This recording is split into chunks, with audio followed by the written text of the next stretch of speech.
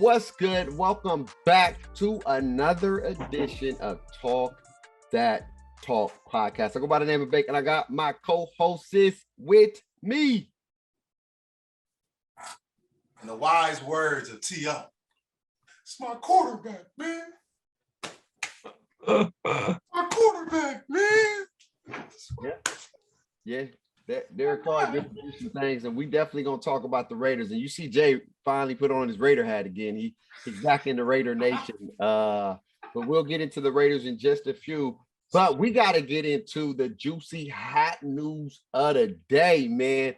AB retires from the NFL in styles, quote unquote. What are y'all thoughts, man? In the middle of the game, third quarter, AB's pissed off, takes off his stuff, and runs to the locker room with no shirt on and just some below pads and cleats, throwing up the peace sign, doing all the buys and all this stuff in the middle of the game. And the crazy part about it, the Tampa Bay Buccaneers was on the offense. And so he ran. Not only did he run, we seen all these memes. They saying that he ran back to Tampa Bay.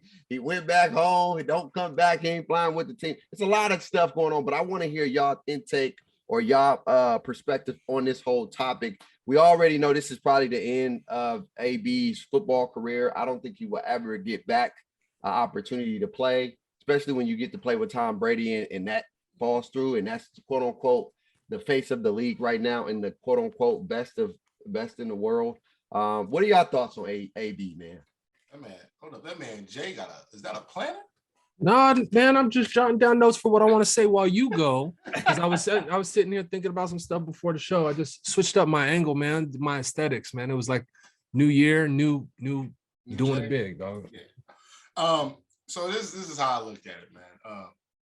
AB had all these incentives in his contract, right?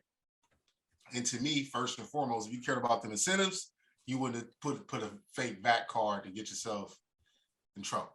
So you missed 3 games on your own accord. Okay, boom. Next, sources say that he was complaining about his ankle was hurt, right? So his ankle hurts, but the week before, 15 targets, 10 catches, 100 yards, no complaints. This week, game plan says, Tom Brady ain't really looking at him because Gronk is open. Gronk doing more than eating. It just seems like he's pouting. You feel me? Coaches go over there, ask him to get back in. He say no twice. So Bruce Arians is like, man, go. Like, if we telling you to get back in the game and you suited up, we don't want to hear, like, as football players, don't nobody want to hear about no injury once you suit up. Once you suit up, bro, all that's out. Unless you really re-aggravated it and the doctors are saying, nah, he can't go. Why would the coach come press you? So for him to be asked to get in the game, for him to tell the coach no, and the coach looking at you like, bro, like, I gave you an opportunity when I could have let you go 2 weeks ago. And this is how you repay me? So bye. We don't need you to tie. And that's it. So AB can try to spin the narrative however he wants, and people can try to say he was being iced out the offense. Man, Tom Brady just last year force-fed that man in week 17 to get him his bread. So why all of a sudden this year he wouldn't try to do the same thing when you got a whole half and a whole nother game to go? It's pretty crazy. I look at it like people try to tell you who they are. And I bag on players, my laundry list of players that I don't really get down with. And with AB, it's like, I watched him, and I think that some of your, hostility towards him is his tenure as a Raider, right? Right. It's like you wore out your welcome in Pittsburgh. You came here for a hot second where I was like, there's no way him and Derek Carr wasn't going to be on the same page. They was all schmoozing at the All-Star game or the Pro Bowl or whatever. And I'm like, there's no way he can't, be drama-free here. And he didn't even, it's not even a cup of tea. Then he gets to the Patriots, vouched for Tom Brady, and he's over here with a number of run-ins in an organization when you're supposed to be on your utmost P's and Q's. Mm-hmm. And so to me, again, the theme is the same, and it's always that, is expectations. What did you expect from him? And it was all good when it was house money. So they won. The Bucs won because they got the championship last year. And the thing is they just let dude overstay his welcome. And it's like, when we was doing the preseason predictions, we all knew the Bucks was going to hit adversity. You don't bring 22 or 20. There's a reason why, there's free agency and you need some new blood in there. And I'm not saying that they can't win the Super Bowl with it, but what happens is people start smelling themselves. And the thing with AD is that you need him. And last year, they arguably could have won it without him. They did it as insurance, but this year they needed him, and he could feel it. And then that's when people who don't have it all right up here don't know how to handle when somebody needs you, and then you overplay your hand. And that's what AB did. He overplayed his hand. It's unfortunate. I agree with you 100%, bro. Here's my thing, man. I get what y'all saying, but I want to take a devil advocate approach at this. I know a lot of people been saying bipolar, he got mental issues, his mental ain't all right. I definitely understand that. But here's my thing, man. If I'm playing in the NFL and I've already got sort of criteria to reach these incentives to make my $1 million, of course, I'm making a lot of money. I don't really need the $1 million, but for me, maybe I want the $1 million. And I feel like, I'm being blackballed or I'm not getting the ball thrown my way. And I literally only got one more game in this game and we're not performing right now. And we kind of struggling and we're losing to a bad team, which this should be an easy slim pickings for me. This should be an easy game for me. And I'm not getting the touches and the love that I feel like I should be getting. I'm gonna be upset, right? I'm just saying, I'm in the mind of AB. I'm upset. Like, you need me. If you really need me, why are you not using me? That's what I'm saying. It's like being in a relationship with somebody. If they really love you, why are you out there in the streets doing what you're doing? Why are you not spending time with me if you quote unquote love me? If you value me and you want me to be on this team, we know Godwin is not here no more. And a lot of receivers are still up and coming and they're not AB, they're not me. And we got Gronk. But, I go to Tom Brady. I'm like, hey, man, I see you back with Gronk again. I see what you're doing over there. You giving Gronk all the passes. Where my love at? Where's my shine at? All I need is a little bit of this and that, little sprinkle, and I get my $1 million. We good. I just helped y'all win the chip. I got 100 and some yards in the Super Bowl for y'all last year. I did my part. Now, can you help a brother out? And then if I feel like I'm not feeling the same love from the people that I'm giving love to, it hurts. And when you hurt for somebody like AB, you see how I'm just saying, two things. No, you're right. But right. You de-emphasized or you didn't hear or you missed the nugget that DJ threw in there, which was you presented the fake vaccine card.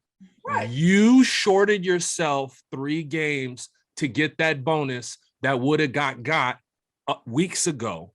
And so a normal person with a normal maturity level says, you know what, part of that's on me. So that's 50% of it, even though you're playing devil's advocate and you're arguing a losing hand. I appreciate that. I do. No, hold on. The other piece is your man, your ace, who brought you in and vouched for you, controls all of it. And he just brought you home last year. Those numbers was easily attainable in one half of football. He did, Jay. He brought you home last year. Got him his money. You have a personal obligation to really just, I'm not saying another man jump when he say jump, but if you got a homeboy that you are indebted to, then it's Tom.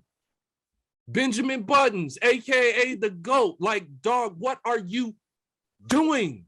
Hey, like, Jay, if it's another QB, maybe. Here's my thing. I get it.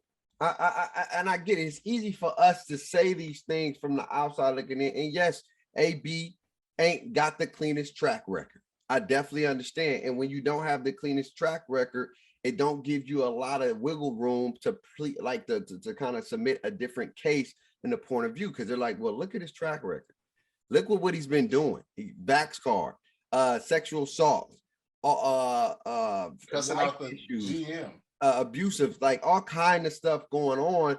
But again, when you're dealing with mental things mentally, and the way you respond is by lashing out. Because what that was yesterday for me was a sign of just, I'm hurting, I need help, but this is how I deal with my pain. I go over the top. I do the extra. I make an imprint. I make a what they call that? I make a scene. A scene.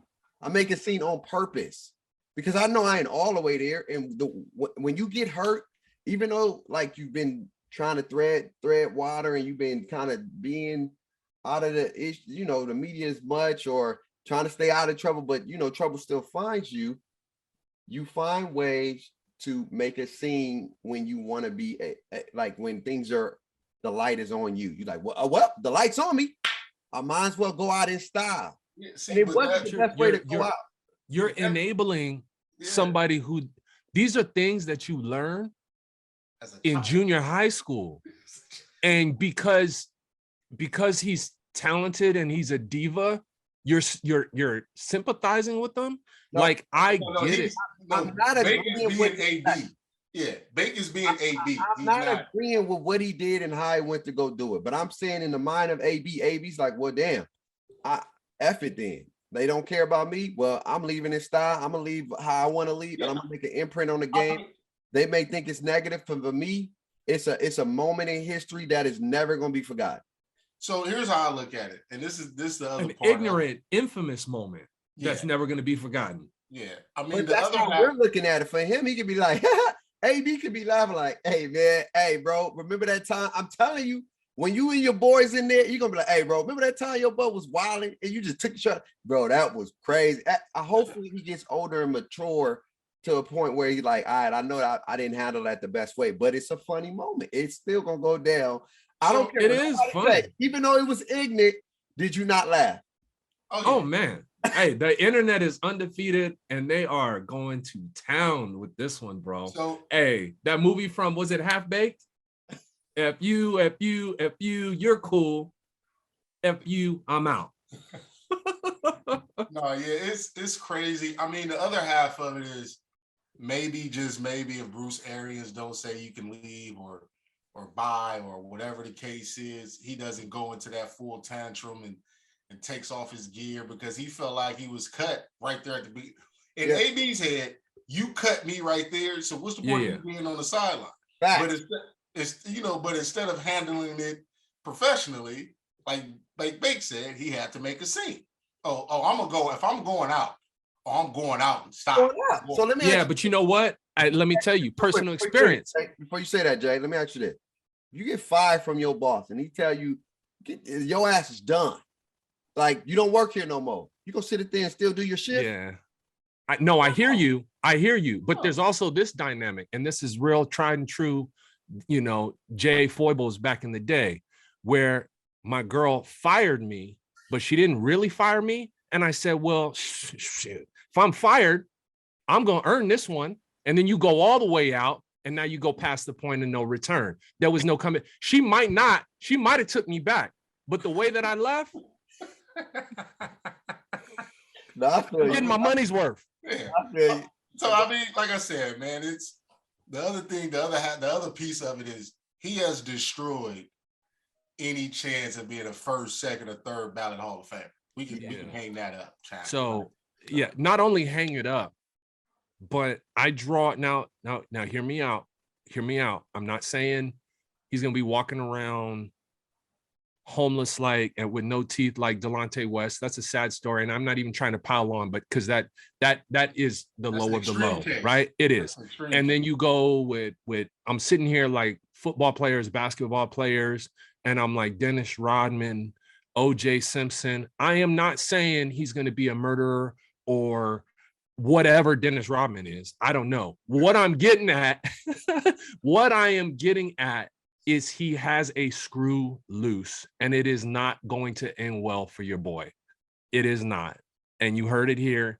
And when you see this, the story come across the ticker, whatever it is, a wide range of domestic abuse or whatever, he in his head, he's AB, the superstar, In every single diva football movie you've ever seen, that is him. He is the poster boy for it, and it's not going to end pretty. Well, I'm praying for AB. Hope he figured things out. It's going to be leave a mark in the NFL history forever. And that's something that he has to, live with for the rest of his life. But let's talk about y'all Las Vegas Raiders, man. We did lose a legend this past week by the name of John Madden, man, iconic legend in the NFL and broadcasting in the video game. Got a video game named after him, and he was the guy. When you talked about football, you had to mention John Madden in that thing. And your Raiders went into Indianapolis, because it's in Baltimore. It is in Baltimore, actually. No, it's not. It's in Indiana. Baltimore, Indianapolis, Indiana, Indianapolis, is it? No, Indianapolis is in Indiana. Baltimore is in Maryland. No, I'm talking about the Baltimore Ravens. Where is that at? Isn't it Baltimore, Maryland? Baltimore, Maryland. For real? I could have sworn it was America. America.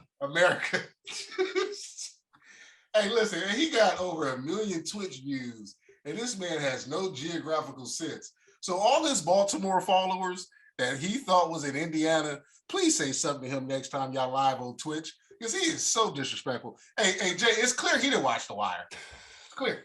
Obviously. That's a given. Jesus. All right, so let's pick Bake up. Yes, the Vegas Raiders went into Indianapolis, Indiana, and beat the Colts. And it was a big win, man. The team showed some resolve. I wasn't too happy about the quarterback play, but I texted.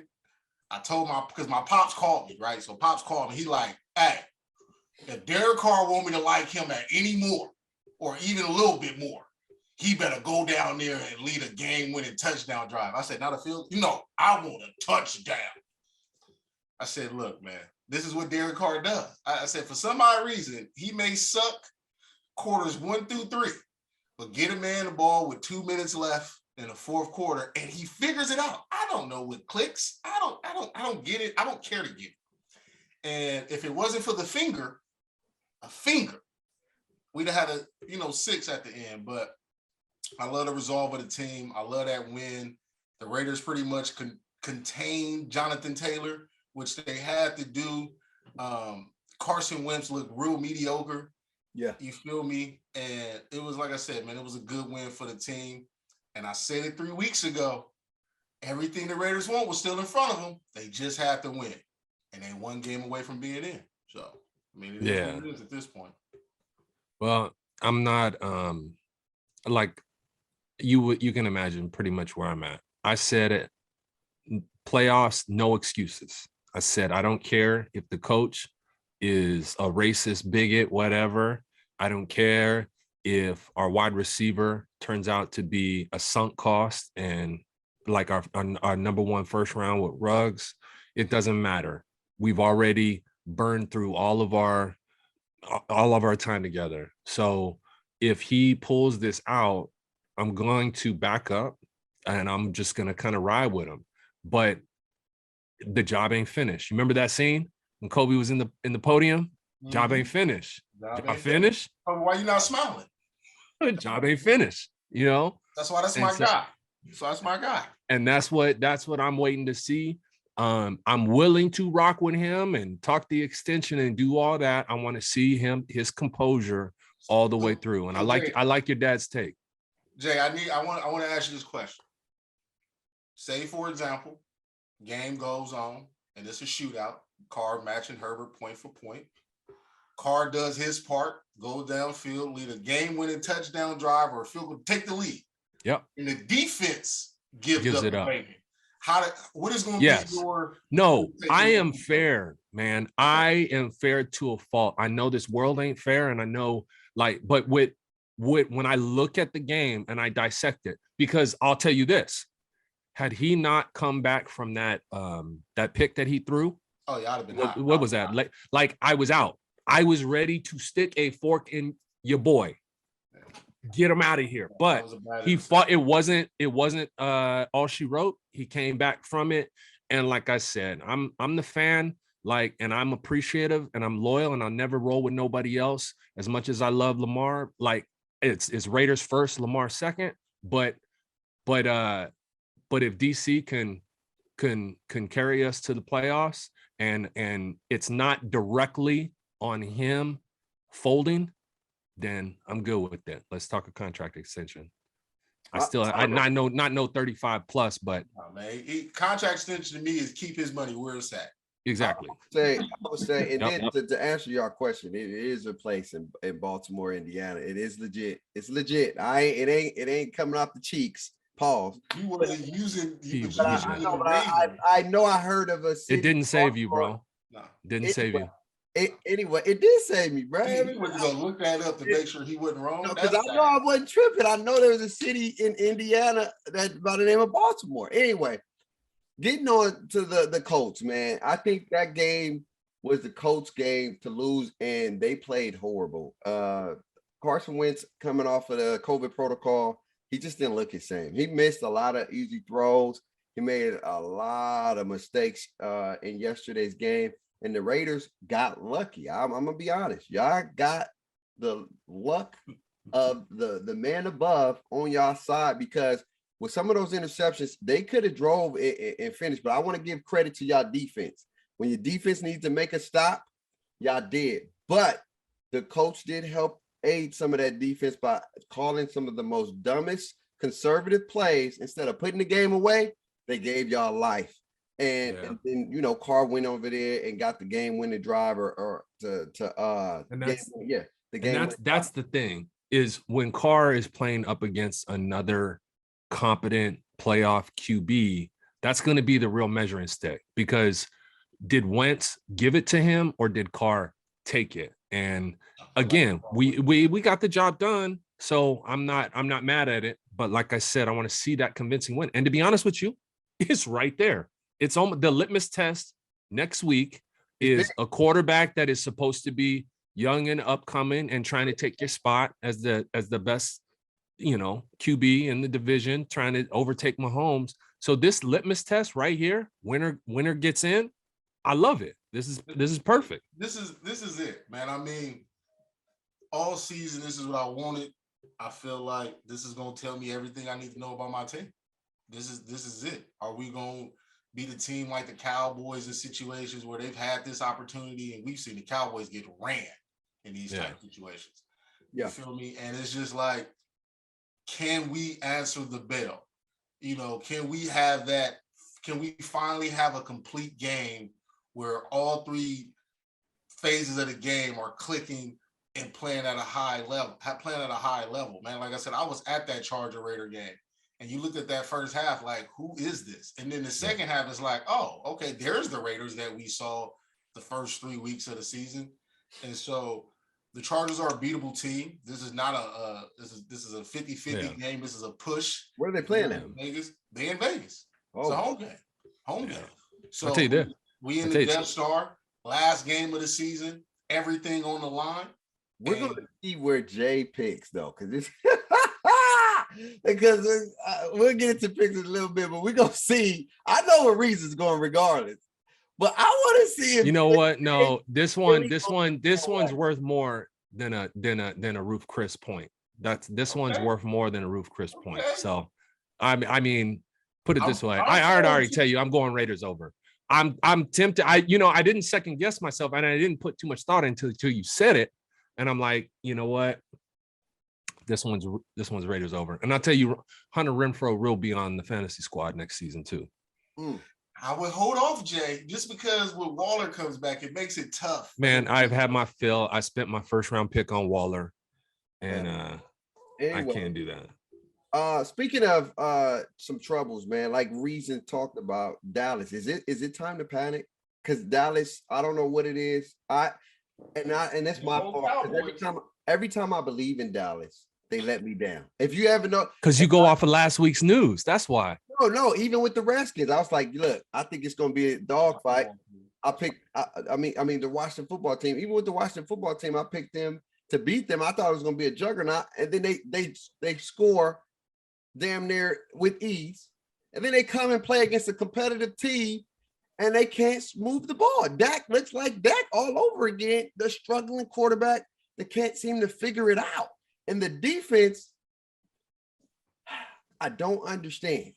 It's like the defense show up some games, and then they don't show up some games, because Kyler Murray was doing his thing, and I know they got gypped with the fumble. I know they got gypped with that fumble, but I truly feel like it shouldn't have been like that. I don't think it should have been. I think this was a game to put the world on notice, to say we are a force to be reckoned with in the playoffs. But right now, with Dallas being so inconsistent, you don't know what Dallas is going to show up. And we know what happens in the playoffs. The wrong Dallas team tends to show up all the damn time. And so is it time to panic if you're a Dallas fan, or you still got a little bit of hope in the Cowboys doing some big things moving forward? You supposed to have faith. You gotta have faith in the Cowboys if you're a Cowboys fan. Okay? You gotta have faith in the boys. As an outsider, I ain't got no goddamn faith in the Cowboys. Just don't. Because like yesterday's game to me would show me everything I need to know. Like I honestly, this is the truth. The Cowboys would have became my Super Bowl favorite to make it if they win yesterday's game.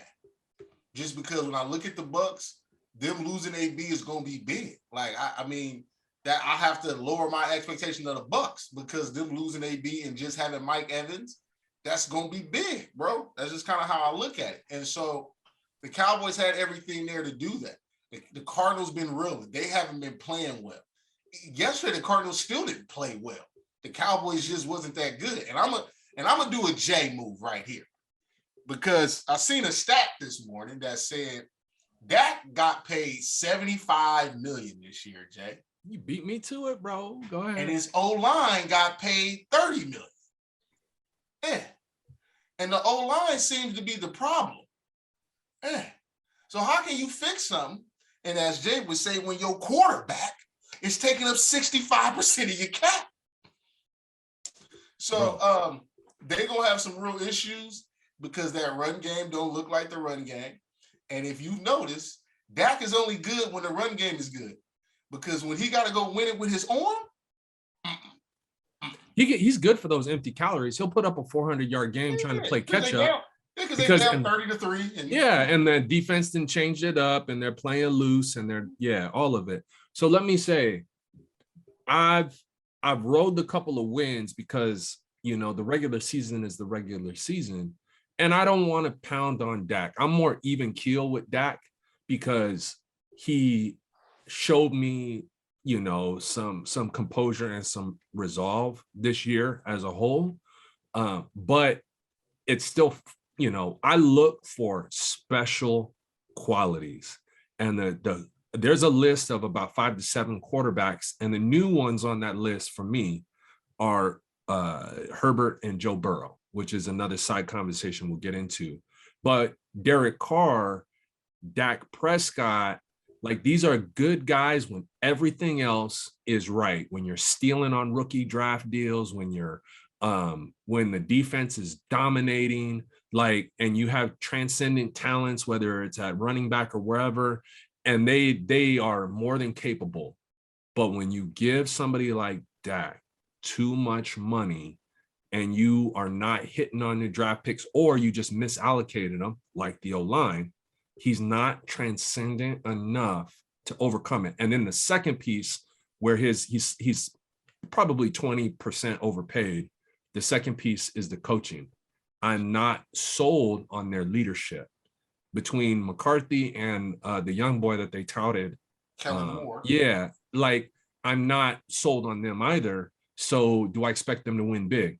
So the NFC, actually all of it across the league, just looks wide open. So I'm still holding out for my NFC favorites. Still holding out hope. This is a great football year. This football year is kind of look like how basketball ended, where you just don't know. There is I can like that team, but do I really love them? Because just like with anything, styles make fights.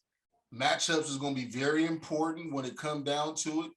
And, like I said, man, I'm curious. I will really care about the playoffs once I know the Raiders are in. The Raiders not in, I'm gonna care, but I'm gonna be so deflated it hurts. But for me, I just feel like this is now or never for Dak. This is his opportunity to really figure it out. You talking playoff Dak, right? Because they in. So yeah, I'm talking about playoff Dak and just the Dallas team in general. This is now or never for me. If I'm a Dallas fan, look, we get it. You had a tremendous season before the injury. You was playing out of this world, but this is your opportunity right now to say, look, I'm gonna silence the critics. All right, we're gonna go in the playoffs. Let's beat the Eagles. Let's go in these playoffs and let's go dominate. Because it's not gonna be easy, but at the same time, a lot of these teams are very beatable. Anybody can get beat on any given day because a lot of people they're dealing with a lot of injuries. A lot of people, they lost some folks. We still don't know what's going to happen with Hopkins. We see AB's gone. We know Evans is coming back, but he's coming back from a hamstring injury, so he's not going to be fully healthy. So it's for the taking. Green Bay defense, when they play against a competitive team, they give up points. And so, but I've seen them struggle. So it's not no black and white and like, all right, anybody can get beat. And I won't be surprised if you have some upsets in the first round, just being completely honest with you. But we're definitely going to have to follow Dallas. But you know who's not having a problem? You know who's not having no kind of issues? And too bad their football team is not in the playoffs because their basketball team is out here hooping by the name of DeMar DeRozan. Put some respect on his name. Oh, man. Game winners back to back. And the fact that he made them the way he made them, I feel like DeMar DeRozan should be in the top 3. This is the third one. No, I'm saying he hit 2 threes. Some people say. Oh, okay. I thought you said 3 back to back. I was saying he hit 3s because you said the way he did them. So when the man hit a stanky leg 3-pointer on you, and then he hit a contested 3-pointer. It was beautiful. It was beautiful. You got to put this man in the top 5 contentions of possibly MVP of the league this year. He's been playing outstanding this season, and I think he's putting the league on notice. Like, look, we here.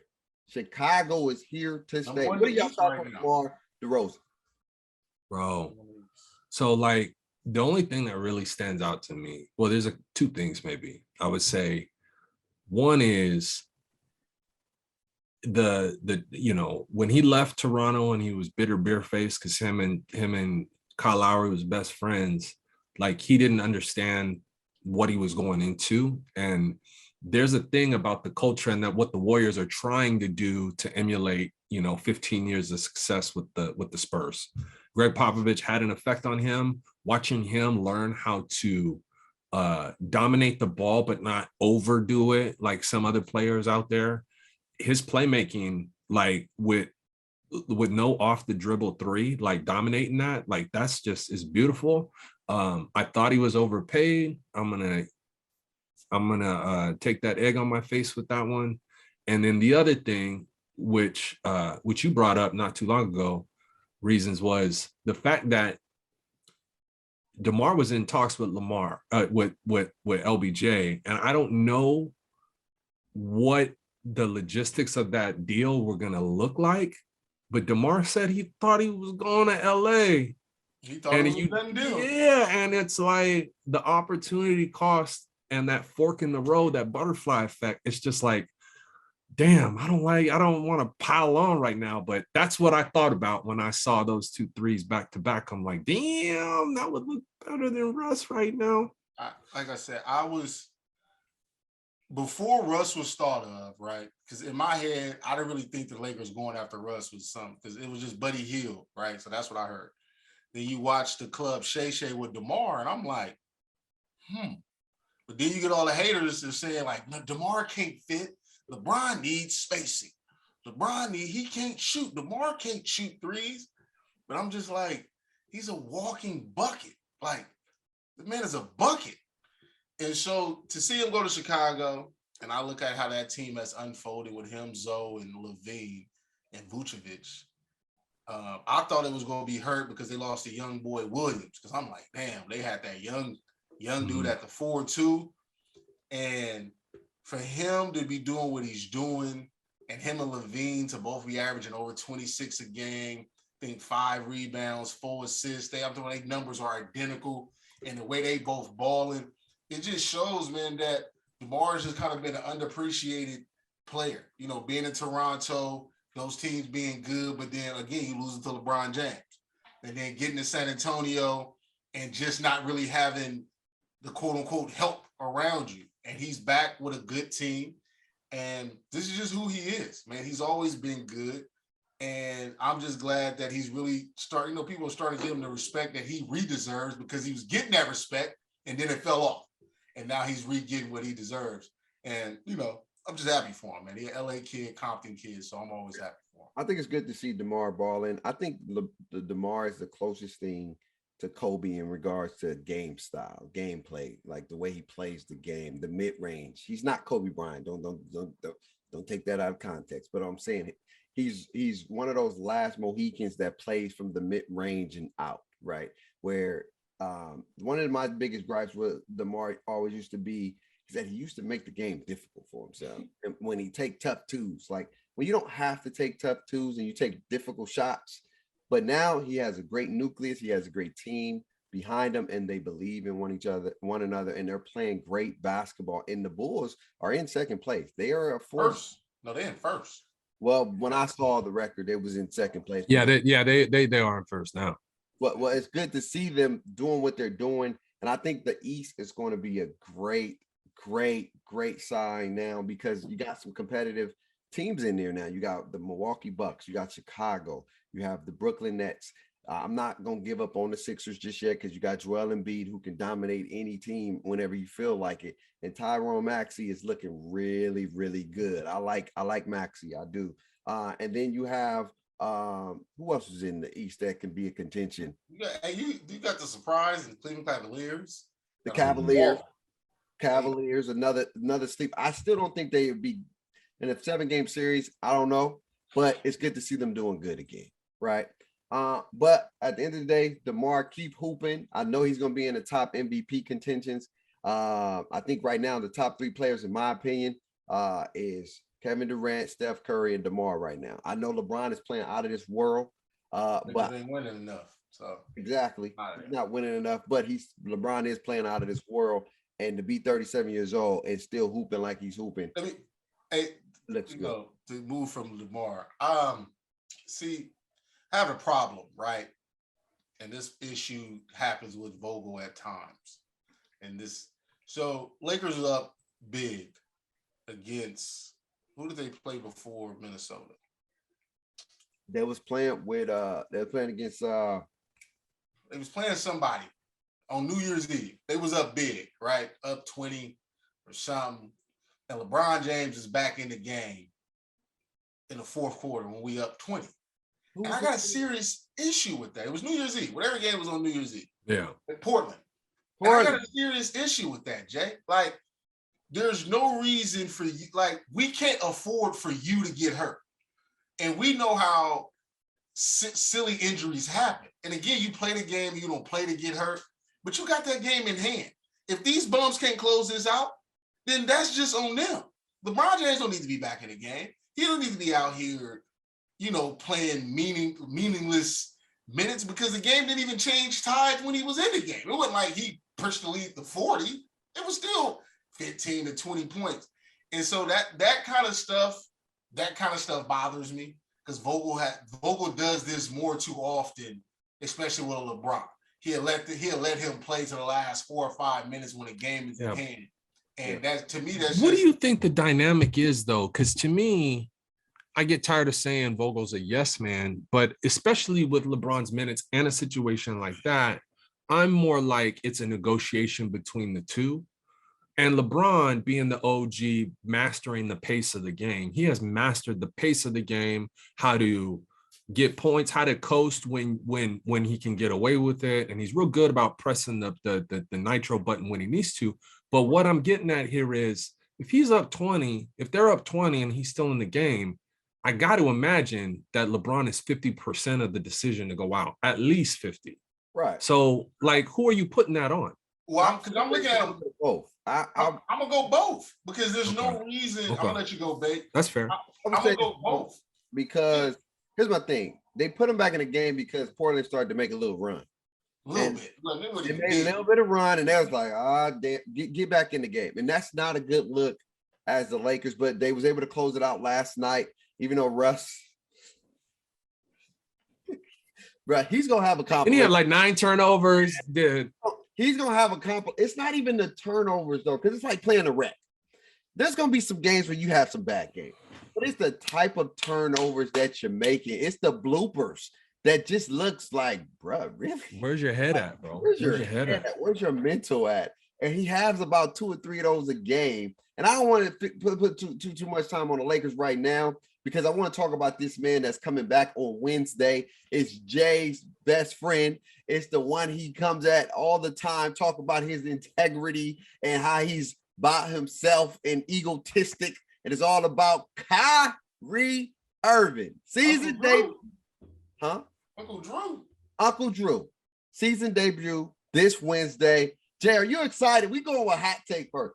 Hey, how many points does Kyrie drop debut against the Pacers? I give him 22, 23 points. I'm sure he'll get some shots up, and it depends on his wind and how much tick he gets. But man, I like this is Pandora's box, man. This is it's not going to end well, and like I mean it could go as far as they make it to the finals and they play the Warriors and he doesn't get to play at all. I don't know how this is going to end. What I do know is that the Nets are playing with fire.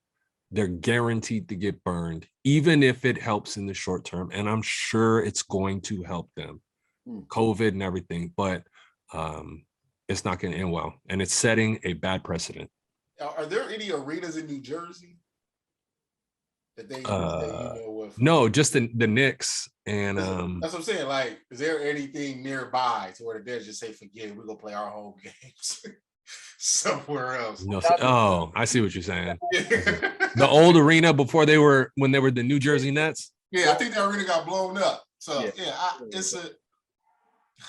I'm curious again, and I have to go do my political check because I haven't followed up. But again, the Nets was banking on that whole political switch, and the guy that comes into office, I don't know if he did or whatever. I have to check that out. But he has the ability to overturn that rule. So they ain't doing that for Kyrie Irving though. They ain't doing it. But that's because I think it's probably affecting other stuff too, to where it helps Kyrie, but it helps New York as a whole. I don't think they will because of the way the cases are rising. And New York is a hotspot right now. It's one of the biggest. Listen, I'm not saying they will. I'm just saying that's what the. I get what you're saying. Nugget. I want us to think about this before we get to the picks for the night. I told y'all when Kevin Durant came back, you're going to see a different James Harden. I'm gonna preface this, and now with Kyrie's coming back, James Harden's gonna be that 3 guy. Everybody be like, "Oh, James can play off the ball." That's not James Harden's specialty, though. He's not. He is great with the basketball in his hands, and he's being the facilitator that he is. Now you got to bring back Kyrie back on, and then what it's gonna be, it's a part-time Kyrie. So now it's gonna be you're not gonna get your rhythm. It's gonna be some games you have the ball in your hand. Then some games you're not going to have the ball as much, or you're going to be playing off the ball. And so it's going to be like, bruh, what do I get used to? It's like teams that play dual quarterbacks. It's like, bro, I can't get in the rhythm because once I get it going, we're going to switch me out and put somebody else in there. And I truly believe James Harden was at his best when Kevin Durant was gone, even though the team ain't the best without those two, but he played different. You saw a different swagger between James Harden. You saw the Nets with Kevin Durant without none of those people, without James Harden and Kyrie. And then you saw the Nets with just James Harden. You saw he was in a different bag. He was doing the cooking thing. He was, this my stuff. This is what we do. I'm telling you, and I'm speaking this. I don't want to be right because I like to see them all play together. It's good, but I'm telling you, So going to take. You are right. However, that's part of what him coming back is about, because it allows them to work those kinks out. There is a cohesion with teams like the Warriors and the Suns because they have reps, they have touches, and but with the Nets, they have an inherent nature. All of them are ISO dominant players. And so for them, they need reps to figure out what that cohesion is supposed to look like. And now it was always something. James is out of shape, Kyrie's gone, KD's hurt, whatever it is. So, they're just going to treat it like an extended preseason. They're going to be in the playoffs.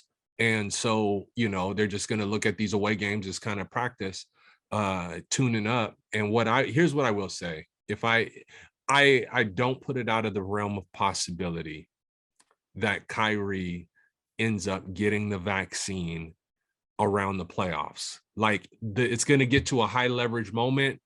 Playoff matchups are going to get determined. And Kyrie is going to say, I made my point. I'm going to do an about face.